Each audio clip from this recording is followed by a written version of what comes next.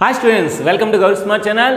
ఈరోజు మనం స్వరూప త్రిభుజాల యొక్క టాప్ 15 మోడల్స్ అనేది చెప్పుకోబోతున్నాం. అయితే ఈ రోజు నుండి నేను ఒక న్యూ కాన్సెప్ట్ అనేది మీకు ఇంట్రడ్యూస్ చేస్తున్నాను. మీరందరూ తెలుగు మీడియం స్టూడెంట్స్ కనుక ఈరోజు వీడియోని నేను మొత్తం అంతా పేపర్ అంతా ఇంగ్లీష్లోనే ఉంటుంది, కానీ తెలుగులో అంతా ఎక్స్ప్లెయిన్ చేస్తాను. ఎందుకు అంటే మీరు ఒకవేళ మీకు త్రిబుల్ వస్తే మీరు అక్కడ ఇంగ్లీష్లో చదవాల్సి ఉంటుంది. ఫస్ట్ ఇయర్ మ్యాథమెటిక్స్ ఉంటుంది, సెకండ్ ఇయర్ కూడా మ్యాథమెటిక్స్ ఉంటుంది. So first year second year mathematics ఉంటుంది కనుక మీరు అక్కడ అంతా కూడా ఇంగ్లీష్లో చదవాలి. ఇంగ్లీష్ చదివినప్పుడు ఇక్కడ తెలుగులో చదివి అక్కడ ఇంగ్లీష్లో అంటే కొద్ది కష్టం ఉంటుంది. అందుకని ఈ వీడియో నుండి నేను మొత్తం అంతా కూడా ఇంగ్లీష్లో రాసి తెలుగులోనే ఎక్స్ప్లెయిన్ చేస్తాను. ప్రతి పదాన్ని కూడా తెలుగులో ఎక్స్ప్లెయిన్ చేస్తాను. మీకు ఏమైనా అర్థం కాకపోతే మాకు పాత మోడలే కావాలి సార్, మాకు అంతా తెలుగులో రాయండి అని కామెంట్స్ పెట్టండి. ఆ కామెంట్స్ బట్టి రేపు నుండి వీడియోస్ అని నేను మారుస్తాను. ఈ వీడియో మనకు ఖచ్చితంగా మీకు ఇంగ్లీష్లో ఉంటుంది, కానీ తెలుగులో మొత్తం అంతా కూడా ఎక్స్ప్లెయిన్ చేస్తాను. మీకు ఏమైనా ఇబ్బంది ఉంటే కిందన మాకు తెలుగులోనే రాయండి సార్ నాకు కామెంట్ పెట్టండి. దాన్ని బట్టి నేను నెక్స్ట్ వీడియో అనేది తెలుగులో రాస్తాను. లేదు సార్ మాకు బాగానే ఉంది, ఇదే కంటిన్యూ చేయండి అని మీరు కామెంట్స్ పెట్టండి. నేను నెక్స్ట్ వీడియోస్ అనేవి కూడా ఇవే విధంగా చేస్తాను. ఇది నా మెయిన్ కాన్సెప్ట్. ఎందుకంటే నేను కూడా ఒక తెలుగు మీడియం విద్యార్థినే. నేను కూడా తెలుగు మీడియం నుండి వచ్చి ఇప్పుడు ఈరోజు తెలుగు మీడియం ఇంగ్లీష్ మీడియం చెప్తున్నాను అనమాట. అయితే చాలామంది నన్ను అడుగుతున్నారు, ఫోన్ చేసి సార్ మాకు ఇంగ్లీష్లో ఎక్స్ప్లెయిన్ చేయండి సార్, తెలుగు ఇంగ్లీష్ ఎక్స్ప్లెయిన్ చేయండి సార్ అని అంటున్నారు. కనుక వారి కోసం నెక్స్ట్ మీకోసం అందరి కోసం ఈ వీడియో అనేది ఉపయోగపడుతుంది. ఇంకా ఆలోచన చేయగానే ఈ వీడియోని స్టార్ట్ చేద్దాం. ఈ వీడియో స్టార్ట్ చేసే ముందు మీరు ఏం చేయాలి, ఒక లైక్ అయితే చేయాలి. ఒక లైక్ చేయండి. అదేవిధంగా రేపు కానీ ఎల్లుండి కానీ వీడియోలో ఏ చాప్టర్ నుండి ఎన్ని మార్క్స్ వస్తుందని ఒక వీడియో చేస్తానండి, అది చూడండి, చాలా చాలా యూస్ఫుల్ అవుతుంది. ఇంకా ఆలస్యం ఎందుకు, స్టార్ట్ చేద్దాం. స్వరూప త్రిభుజాలు టాప్ 15 మోడల్స్. స్వరూప త్రిభుజాలని టాప్ 15 మోడల్స్ అన్నమాట. చూడండి, ఇక్కడ పెరిమీటర్ అంటే మనకి చుట్టుకొలత. ఏబీసీ మరియు ఎల్ఎంఎన్ అనే రెండు త్రిభుజాలు స్వరూపాలయ్యి వాటి యొక్క పెరిమీటర్లు, వాటి యొక్క చుట్టుకొలతలు 60-48 సెంటీమీటర్లు అయితే వాటి యొక్క ఒక భుజం ఇచ్చాడు, ఇంకో భుజాన్ని కనుక్కోమంటున్నాడు. అంతేనండి, ఏముంది, పెరిమీటర్ అంటే చుట్టుకొలత. ఈ రెండు కూడా సింబల్ ఏంటి, స్వరూప త్రిభుజాల సింబల్. వాడు ఇచ్చాడు పెరిమీటర్ అంటే చుట్టుకొలతలు ఇచ్చాడు, భుజాన్ని అంటున్నాడు. అంతే, దానికి ఏముంది. ఇప్పుడు మనకి గుర్తుపెట్టుకోండి, చుట్టుకొలతల నిష్పత్తులు అనేవి అనుభుజాల నిష్పత్తికి సమానం. చుట్టుకొలత నిష్పత్తులు అనేవి మధ్యగతాల నిష్పత్తికి సమానం. చుట్టుకొలతల నిష్పత్తులు అనేవి ఎత్తుల నిష్పత్తికి సమానం. కనుక ఎప్పుడైనా సరే భుజాలు కూడా ఒకే నిష్పత్తిలో ఉంటాయి. కనుక ఆ కాన్సెప్ట్ ప్రకారం ఏబీసీ చుట్టుకొలత అదే ఎల్ఎంఎన్ చుట్టుకొలత ఈజ్ ఈక్వల్ టు మనకి ఏబీ భుజం కావాలి, అది ఎక్స్ అనుకుందాం, ఎల్ఎం మనకు తెలుసు 8. అంతే. చుట్టుకొలతల నిష్పత్తి ఈజ్ ఈక్వల్ భుజాల నిష్పత్తి. ఆ సూత్రం 8 1 8 6 6 1 6 10. ఎక్స్ అనేది 10 వచ్చింది కనుక ఆన్సర్ 10 సెంటీమీటర్లు. నెక్స్ట్, ఇన్ ట్రయాంగిల్ ఏబీసీ అంటే ఏబీసీ త్రిభుజములో BC square plus AB square is equal AC square అయితే లంబకోణం ఎక్కడ ఏర్పడుతుంది, ఎప్పుడైనా గుర్తుపెట్టుకోండి. ఇలాగా ప్లస్ ఉన్నప్పుడు ఏ అక్షరం అయితే 2 సార్లు వస్తుందో అదే మనకు లంబకోణము. చూడండి, ఇక్కడ మనకి బీసీ స్క్వేర్ ఏబీ స్క్వేర్లో బి అనేది 2 సార్లు వచ్చింది కనుక బి వద్ద లంబకోణము. అదేవిధంగా AC square plus AB square is equal BC square అనుకోండి, ఏసీ స్క్వేర్ ఏబీ స్క్వేర్ అంటే ఏ అనేది 2 సార్లు వచ్చింది కనుక ఏ వద్ద లంబకోణము. అదేవిధంగా BC square plus CB square plus CA square is equal AB square అని అనుకోండి. బీసీ సిబి 2 సార్లు వచ్చింది, బీసీ అండ్ ఏసీ 2 సార్లు వచ్చింది కనుక మనకి సి 2 సార్లు వచ్చింది కనుక సి అనేది సి వద్ద లంబకోణము. ఇంకా సింపుల్గా చెప్పాలంటే ఒక డయాగ్రామ్ వేసేయండి. ఇలా రాసినప్పుడు మనకి ఇదే కదా కర్ణము. ఇది ఏ, సి, ఇది బి కనుక బి వద్ద లంబకోణం. అలాగైనా చేయొచ్చు. నెక్స్ట్, ఏబీసీ అనేది పీక్యూఆర్కి స్వరూప త్రిభుజాలు అయితే, అంటే ఈ రెండు త్రిభుజాలు స్వరూపాలు అయితే ఏ అనేది 50 డిగ్రీలు అయితే క్యూ ప్లస్ ఆర్ ఎంత. ఎప్పుడైతే ఈ రెండు స్వరూప త్రిభుజాలు అయినాయో ఏ 50 కనుక ఈ యొక్క స్వరూప కోణం అంతా పి, ఇది కూడా 50 అవుతుంది. అంటే పి అనేది 50, క్యూ ప్లస్ ఆర్ అవుతున్నాడు. ఒక త్రిభుజంలోని 3 కోణాలు మొత్తం ఎంత 180 డిగ్రీలు కనుక ఈ రెండు కలిపితే ఎంత అవుతుంది 130. 130 ప్లస్ 50 180 కనుక ఆన్సర్ 130 డిగ్రీలు. నెక్స్ట్, ఇన్ ట్రయాంగిల్ ఏబీసీ త్రిభుజంలో పి మరియు క్యూలు మధ్య బిందువులు, మిడ్ పాయింట్స్ అంటే ఏంటి, మధ్య బిందువులు. దేనికి, ఏసీకి మధ్య బిందువులు అయితే ఒక బొమ్మ వేసిద్దాం. ఏబీసీ అనే బొమ్మ వేసాను. పి అనేది ఏబీ మధ్య బిందువు, క్యూ అనేది ఏసీ మధ్య బిందువు. అయితే పీక్యూ ఈజ్ టు బీసీ ఎంత, పీక్యూ ఈజ్ టు బీసీ. ఒకటే గుర్తుపెట్టుకోండి, ఒక త్రిభుజంలోని ఒక భుజానికి సమాంతరంగా గీసిన రేఖ అది మూడో భుజానికి సగం ఉంటుంది. అది సమాంతరం ఉన్న భుజంలో సగం ఉంటుంది. అంటే అర్థం ఏంటి, PQ is equal to half into BC. అంతే కదా, ఈ పీక్ అనేది దీంట్లో సగం ఉంటుంది. PQ is equal half into BC. ఇప్పుడు మనకేం కావాలి, పీక్యూ బై బీసీ కావాలి. అది ఎంత అవుతుంది 1/2 అవుతుంది. కనుక 1/2 అంటే అంత 1:2 కనుక ఫస్ట్ ఆప్షన్. ఏబిసి త్రిభుజంలో డి మరియు ఈలు మధ్య బిందువులు. దేనికి? ఏబి ఏసీకి మధ్య బిందువులు. అయితే వీటి యొక్క వైశాల్యాల నిష్పత్తి అడుగుతున్నాడు. వీటి యొక్క వైశాల్యాల నిష్పత్తి. మళ్ళీ బొమ్మ వేసేయండి. ఏబిసి అనే బొమ్మ వేస్తే ఇది డిఈ. సో చూడండి, ఇప్పుడు మనకి ఈ త్రిభుజము ఈ త్రిభుజం యొక్క నిష్పత్తి కావాలి. ఇది మధ్య బిందువు కనుక ఇంకొక మధ్య బిందువు ఇక్కడ తీసుకుంటే ఇవన్నీ కూడా ఒకదానికొకటి స్వరూపంగా ఉంటాయి. కనుక మొత్తం 1, 2, 3, 4 ఇది 1, 1 కనుక 1:1:4 కనుక 1:4 ఇస్ ద ఆన్సర్.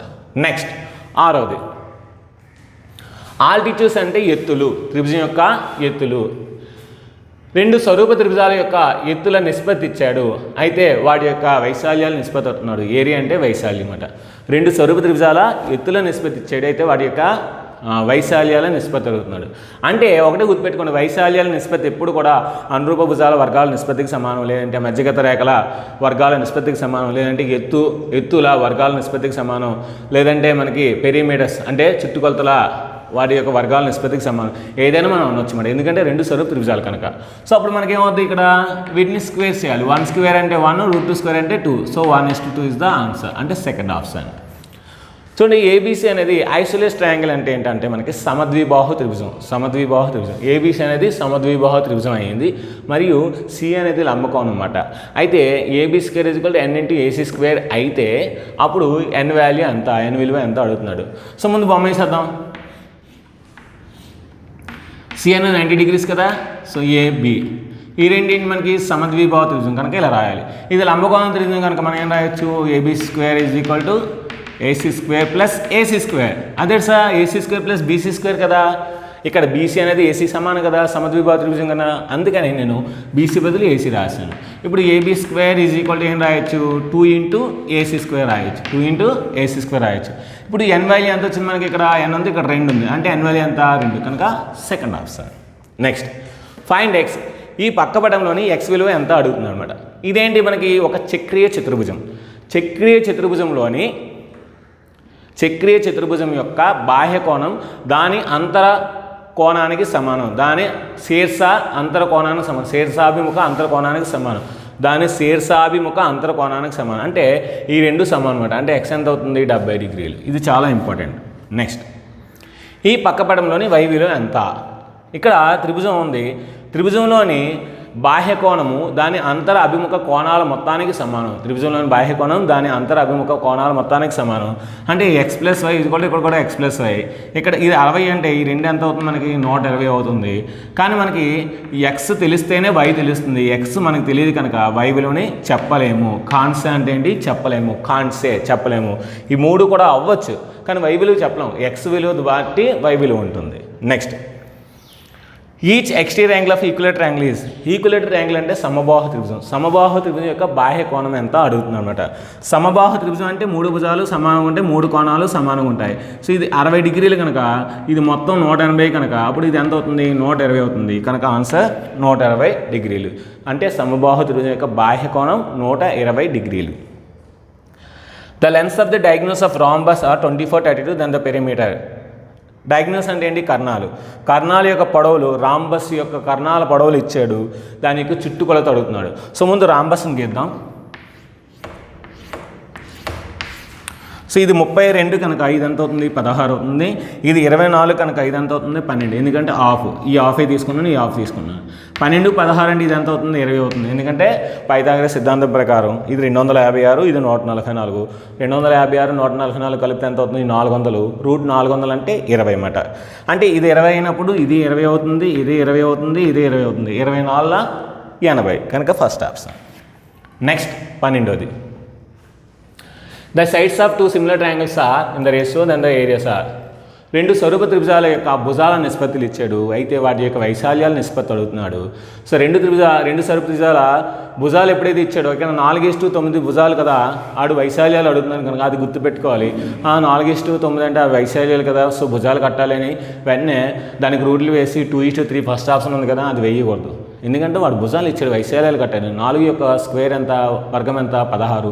9 యొక్క వర్గం ఎంత, 81. 16:81 అనేది ఆన్సర్ అవుతుంది కనుక థర్డ్ ఆప్షన్. నెక్స్ట్ ఈ రెండు త్రిభుజాలు స్వరూప త్రిభుజాలు అయితే సి అనేది 60 డిగ్రీలు, బి అనేది 75 అయితే జెడ్ ఎంత? ఇక్కడ మనకి చూడండి, రెండు ఎప్పుడైతే స్వరూప త్రిభుజాలు అయ్యాయో మనకి సదృశ్య కోణాలు సమానం కనుక సి 60 అయింది కనుక జెడ్ కూడా అంత అవుద్ది 60 అవుతుంది కనుక ఆప్షన్ 60. అంటే క్వశ్చన్లోనే మనకి ఆన్సర్ ఉంది, ప్రశ్నలోనే జవాబు ఉంది అన్నమాట. సో అలాంటివి కూడా ఇస్తాడు, కొద్దిగా గుర్తుపెట్టుకోండి. నెక్స్ట్, ఈ 3 శీర్షాలు ఒక త్రిభుజం యొక్క శీర్షాలు అయితే మనకి లంబ కేంద్రాన్ని కనుక్కోమన్నాడు. ఆర్థో సెంటర్ అంటే లంబ కేంద్రము. ఇదేంటి మనకి ఒక లంబకోణ త్రిభుజం. బాగా అబ్జర్వ్ చేయండి, 0,0, నెక్స్ట్ 4,0, నెక్స్ట్ 0,4. అయితే లంబ కేంద్రం అడుగుతున్నాడు. లంబ కేంద్రం అంటే ఏంటి? ఎత్తుల యొక్క మిలిత బిందువు. ఇది ఒక ఎత్తు, ఇది ఒక ఎత్తు, ఇదే కదా మనకి లంబ కేంద్రము. సో ఈ లంబ కేంద్రం ఎంత? 0,0. అంటే ఇది కూడా ప్రశ్నలోనే జవాబు ఉంది. నెక్స్ట్, ఏసీ ఇచ్చాడు, ఏబి ఇచ్చాడు, బీసీ. అంటే ఒక త్రిభుజం యొక్క 3 భుజాలు ఇచ్చాడు. సర్కమ్ రేడియస్ అడుగుతుంది, అంటే పరివృత్త వ్యాసాదం అడుగుతున్నారు. పరివృత్త వ్యాసాదము ఇది కూడా ఒక లంబకోణ త్రిభుజం. బాగా అబ్జర్వ్ చేస్తే సో ఇక్కడ మనకి ఏబీసీ అనే భుజాలు ఇచ్చాడు. ఇది 5 అంట, ఇది 4 అంట, ఇది 3 అంట. ఇప్పుడు మనకి పరివృత్తం గీయాలి కనుక పరివృత్తం గీస్తే చూడండి ఇలా వస్తుంది. సో పరివృత్తం వచ్చింది. ఇప్పుడు ఈ పరివృత్తంలో ఇది వ్యాసాదం అవుతుంది. ఏమవుతుంది? వ్యాసాదం. ఇదంతా ఏంటి? వ్యాసం అవుతుంది. ఇది వ్యాసాదం. మొత్తం వ్యాసం 5 కనుక వ్యాసాదం ఏమవుతుంది? 2.5 అంటే 5లో సగం కనుక 2.5 సెంటీమీటర్స్. సో ఇది స్టూడెంట్స్, ఈరోజు మనం నేర్చుకున్న స్వరూప త్రిభుజాల్లోని టాప్ 15 మోడల్స్. ఇది మీకు బాగా అర్థమైందని అనుకుంటున్నాను. ఇది మీకు త్రిబుల్ ఐటీ కూడా చాలా యూజ్ అవుతుంది. ఎందుకంటే మీరు త్రిబుల్ ఐటీ కానీ లేదంటే ఒకవేళ ఇంటర్మీడియట్ ఇంకైనా డిప్లొమా చేసినా సరే మీకు ఇంగ్లీష్ టెర్మినాలజీ అనేది అక్కడ ఖచ్చితంగా ఇంగ్లీష్ మీడియం చేసుకోవాలి. ఎందుకంటే 10th వరకు తెలుగు మీడియం ఓకే, ఇంటర్మీడియట్ నుండి ఇంగ్లీష్ మీడియం ఖచ్చితంగా చదవాలి. ఇంగ్లీష్ అనేది చాలా చాలా ఇంపార్టెంట్. ఇంకా మీరు హైయర్ స్టడీస్ అన్ని కూడా ఇంగ్లీష్ మీడియంలో చదవాలి కనుక ఈరోజు ప్రయోగాత్మకంగా ఈ వీడియోని నేను ప్రజెంట్ చేస్తున్నాను. కింద మటుకు కామెంట్స్ చేయండి, సార్ మాకు ఇది బాగా ఉంది, చాలా బాగుంది సార్ అని కామెంట్ చేయండి. నేను ఇదే కంటిన్యూ చేస్తాను. లేదు సార్ మాకు తెలుగులోనే రాయండి సార్, మాకు అర్థం అవ్వట్లేదు అంటే మీరు తెలుగులో రాయని నాకు టైప్ చేయండి. సో నేను ఖచ్చితంగా తెలుగులోనే ఎక్స్ప్లెయిన్ చేస్తాను. సో ఇంకా మీకు నవంబర్ 1వ తేదీ నుండి స్టేట్ టాపర్ అయిన మా యొక్క ఫ్రెండ్ సో మీకు ఎన్ఎస్ అనేది అంటే జీవశాస్త్రం అనేది ఎక్స్ప్లెయిన్ చేస్తారు. చాలా చాలా బాగుంటాయి, అద్భుతంగా ఉంటాయి క్లాసులు. సో నవంబర్ 21 నుండి సో ఎన్ఎస్ క్లాసులో వెళ్ళండి. So all the best. ఈ వీడియో నచ్చితే మీకు లైక్ చేయండి, షేర్ చేయండి, కామెంట్ చేయండి, సబ్స్క్రైబ్ చేయండి, మీ ఫ్రెండ్స్ అందరికీ షేర్ చేయండి. Thank you very much for watching Gauri smart channel.